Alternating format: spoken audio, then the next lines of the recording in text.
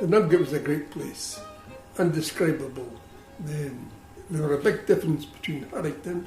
Of course, the Nungate was a baronet at one time. There was still a difference. My granny stayed up by the park, and I used to go up every day. And I remember clearly walking up there, just a young laddie, and doing no harm to anybody. And they were playing football. Lift the ball, here's somebody for the Nungate.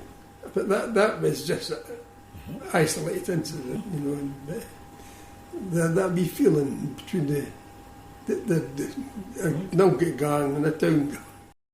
Actually, I was born in the Vert Hospital, and the first house in the Nungate was number 1 Balfour Street. Strange enough, I lived in 3 houses in Balfour Street. From number 1, when I was just an infant, we moved to number 19, which was at the top of the road. Due to family circumstances, my grandma and my granddad stayed with us then. And after they died, my Uncle Jack came to live with me, and we moved to number 9 in the middle of Balfour Street. Well, I think there was lots of families lived in the poorer parts of Haddington. I think it was called maybe a slum clearance scheme, really, which was a term they used in those days. And quite a number of families, big families, moved into the Nungate about 1936. It was 4 in a block, actually, with an outside back stair. And we were up the stairs on the right-hand side. Exactly the date these houses were built in Sprotton's Crescent, I don't know. But blocks of 4. Willie Aiken was in before you, he was in the block before us. And we were downstairs, and Mrs. Kearney upstairs. And the other upstairs one was a Mrs. Wark. Downstairs was a Mrs. Sandy. We each had our own garden. Downstairs we had one in the front and a bit at the back, which you turned into a drying green. Right. But you didn't, in these days you didn't have a lawn at the front of the house. You put your tatties and your turnips and that, because it was a bigger bit than what we had at the back, where the drying green was. And then beyond our drying green, there were another 2 gardens, one for each of the upstairs houses. So they had to come downstairs, down a pathway and in. I was born in the Vert, 7th girl born in the Vert Hospital. But were your family living in the Nungate at that time? No. They were actually staying in a recreation club up the stair there. There was flats above it. And that's where I started off. And then at 3-year-old, we went to Bear Terrace. Okay. Houses were just being built. I was there until I got married in 1951, and I went to stay in Meadow Park, in my granny's house at Meadow Park. And from there, we went over to the Nungate when my father-in-law got really hard up, so we went over there to stay. And we were there for 30 years. During that time you were the licensee of the Long Bar? In 1961, my husband started. My father-in-law retired in 1960, and he only lived for a year. We took it in 61. It was a big family. There was 11 members, brothers and sisters to my dad.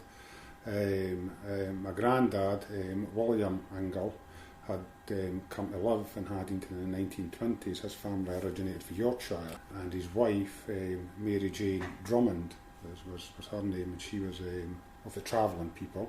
William, my grandfather, he was always called Skipper. That was his nickname. There's a number of stories have been told. The one that's most likely, there was never any connection with the sea. That's the first thing, because most people ask Skipper was he, and it wasn't. But there is a connection with the river, because when he was young, there used to be a wee boatman that used to take his boat out just at the ford, just for like joyrides, or whatever you call them in a boat. And there is some suggestion that when Skipper was just a boy, he would accompany or help the person, and that's where the skipper comes in. Now, I don't know if that's absolutely true, but it does tie in because there's no other, reason for skipper. It's a hard thing to say, because obviously I was born in the Nungate, but you were never a townie. You could maybe say that you're looked down on from the town people compared with anywhere else. So you've got to remember that gone back a lot of number of years, and it was always Haddington, Nungate and Gifford Gate That's how it was addressed way back in the days. So was there a sort of rivalry between the young people, though? Oh, there always was compared with in my days in Nungate in town. When you went out of the town, the town people would say, "Oh, here's the Nungateans coming out. We better get." I recall the lodging houses where the Irishmen all stayed. We were quite scared of them as kids. They were Irish labourers they came over from Ireland, and in that lodging house, a great big stove about half the size of this table, just fuel underneath. It stunk. We used to come back from school. Well, we came over the old Nungate Bridge from school, and once we got near the lodging house, we used to run like the clobbers. And they were harmless. Charlie O'Brien, he was one of them. He was a real noble old Irish man, really.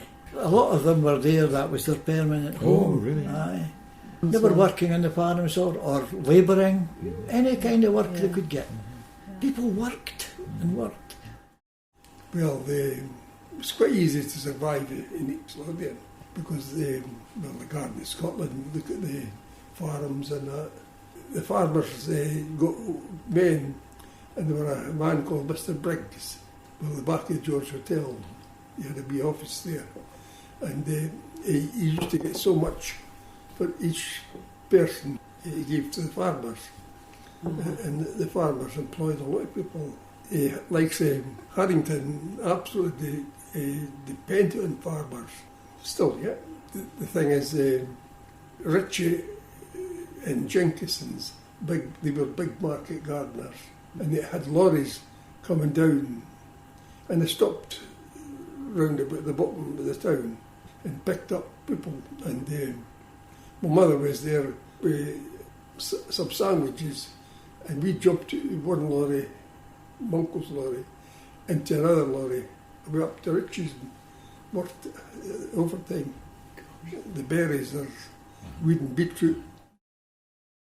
We used to get squads of women for a while from Haddington, from the Nungate, and you had to come in with a car and cart about half a dozen folk out to make up a squad. Usually you wanted a squad of anything from 10 to 15 when you were lifting the potatoes. But Haddington Nungate was where we used to get them. Then eventually you got round to the prisoners. Another early memory is that there was a prisoner of war camp in Amesfield Park, and when we were boys we used to go along because the prisoners used to work in the fields, and they came back in the lorries at night, and we used to go along and cheekily ask them, "Have you got any German coin?" Another memory too is that some of the Nungate ladies, they knew that there was going to be a big number of prisoners coming back, and they were going to go along to the Amesfield Park to kind of scoff at them, really. It was such a pitiful sight, this long, from the park gate right down to the cemetery, this line of prisoners coming up.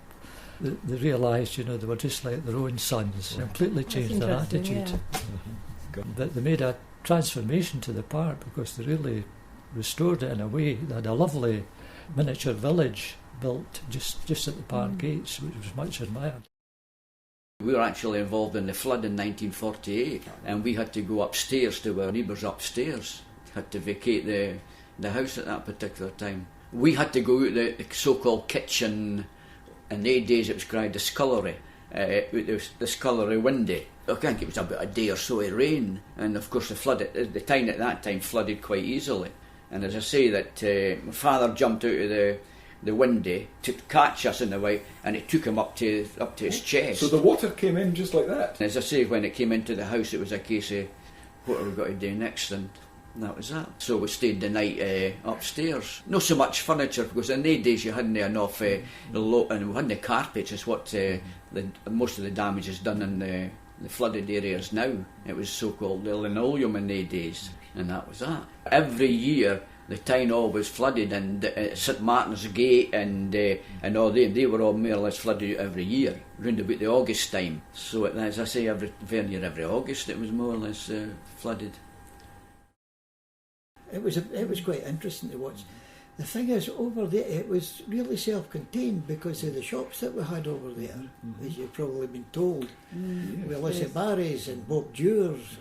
It could exist, and I mean, there was a licensed grocer's shop down at Gifford Gate, just at where Ford Road meets up on the right-hand side. Because that was one of the things that we did as bairns, following morning after the flood. Now, there were stacked the joiners over there, and the gates were washed off, big gates. And a couple of us got hold of one of these, and a big bit of stick, and we used it as a raft. And we went down Ford Road and down by Jim Malcolm's, and there had been a great big branch of a tree had smashed his window in. And as we sailed past there, we popped our hand in the window and lifted a couple of Mars bars, then sailed on under the bridge. I think at the end of the day, well, I think it was a much more community-based than the rest of the town. I genuinely believe that. And that was reflected in the way people's attitudes towards each other. I didn't think there was keeping up with the Jones mentality, dare I say it. I mean, I think that there was this idea that it was tough, and I'm not saying it, I'm not starry-eyed about it. It was tough, and there was fights, and there was social problems that you get in other places. People were straightforward. You could have a laugh. They had that. I keep on coming back to the gala. I restarted the gala 20 years ago, but they'd started the gala with people who they got nothing for the town council. It was self-help, and that's what they done. This was 1945, the war was there wasn't much going about. The people decided, they got together, the people who were there, set up a wee committee, established a gala. Haddington didn't have a festival. That didn't happen until the 1960s. You were a fine chappie, you were a Barry gadget. Barry was the next time, you got that one? And the Manishi? Aye, Manishi, that was the girls. She was a Barry Manishi. The Barry Manishi and the Barry Gadget, and the Manishis and the Gadgets got married. And Deek? Deek, I see. And Panny? Panny, that's the river. That's actually Indian origin, which is possible that a lot of these hawkers and that came from India, etc. Goodies? Aye, sweeties. Chavy? Child. Kia? Kia, that's your house. Sherry? Your sherry's your head. Stardy? Police. And Yerrican? Yerrican, these were the Irishmen.